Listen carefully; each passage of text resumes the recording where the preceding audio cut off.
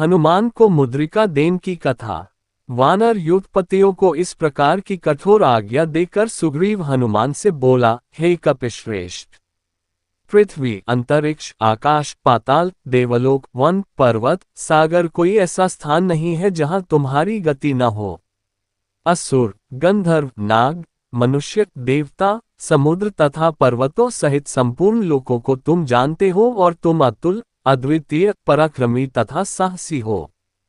तुम्हारी सूझबूझ और कार्यकुशलता भी अपूर्व है। यद्यपि मैंने सीता जी की खोज के लिए सब वानरों को आदेश दिया है, परंतु मुझे सच्चा भरोसा तुम्हारे ऊपर ही है और तुम्हें ही उनका पता लगा कर लाना है। सुग्रीव का हनुमान पर इतना भरोसा देखकर राम बोले, हे हनुमान, सुग्रीव की भांति मुझे भी तुम पर विश्वास है कि तुम सीता का पता अवश्य लगा लोगे।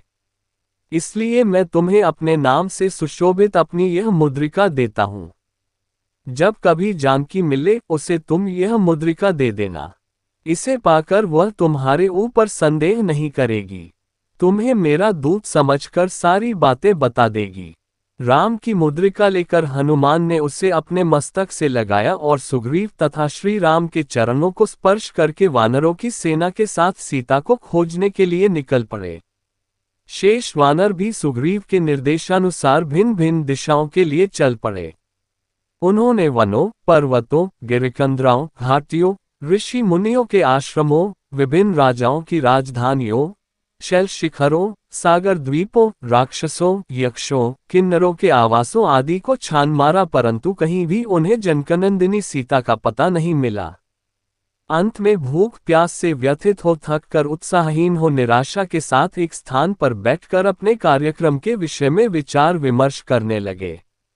एक युद्धपति ने उन्हें संबोधित करते हुए कहा, हमने उत्तर, पूर्व और पश्चिम दिशा का कोई स्थान नहीं छोड़ा। अत्यंत अगम्य प्रतीत होने वाले स्थानों को भी हमने छान मारा, किंतु कहीं भी महारानी सीता का पता नहीं चला। मेरे विचार से अब हमें दक्षिण दिशा की ओर प्रस्थान करना चाहिए। इसलिए अब अधिक समय नष्ट न करके हमें तत्काल चल देना चाहिए।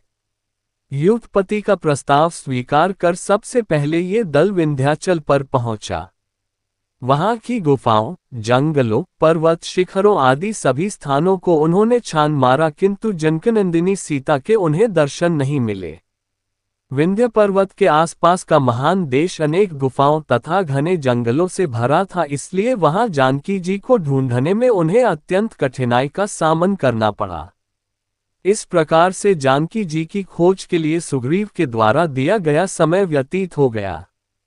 समस्त वानर पुनर्तः निराश हो गए और सुग्रीव के द्वारा दिए जाने वाले दंड के विषय में सोचकर अत्यंत भयभीत भी हो गए। उनकी निराशा और भय को देखकर महाबुद्धिमान अंगद ने कहा, निराश और भयभीत होने की आवश्यकता नहीं है। यदि हम सभी वानर अभी भी प्रयत्न करके जानकी जी को खोज लेंगे तो महाराज सुग्रीव प्रसन्न ही होंगे। कर्म का फल अवश्य ही मिलता है, अतः खिन्न होकर उद्योग को छोड़ देना कदापि उचित नहीं है। राजकुमार अंगद की बातों से उत्साहित होकर वानरों ने जानकी जी की खोज के लिए पुनः उद्योग करना आरंभ कर दिया। वहां के अत्यंत भयंकर तथा सुनसान जंगलों में न तो पानी मिलता था और न ही किसी प्रकार के कंदमूल फल ही मिलते थे। मनुष्य का तो नामो निशान तक दिखाई नहीं देता था। वहां अन्वेषण कार्य बहुत ही कठिन था और वानरों को वहां अत्यंत कष्ट सहन करना पड़ा। समस्त वानर भूख प्यास से व्याकुल होकर वहां घूम रहे थे तो उन्हें एक गुफा दिखाई पड़ी।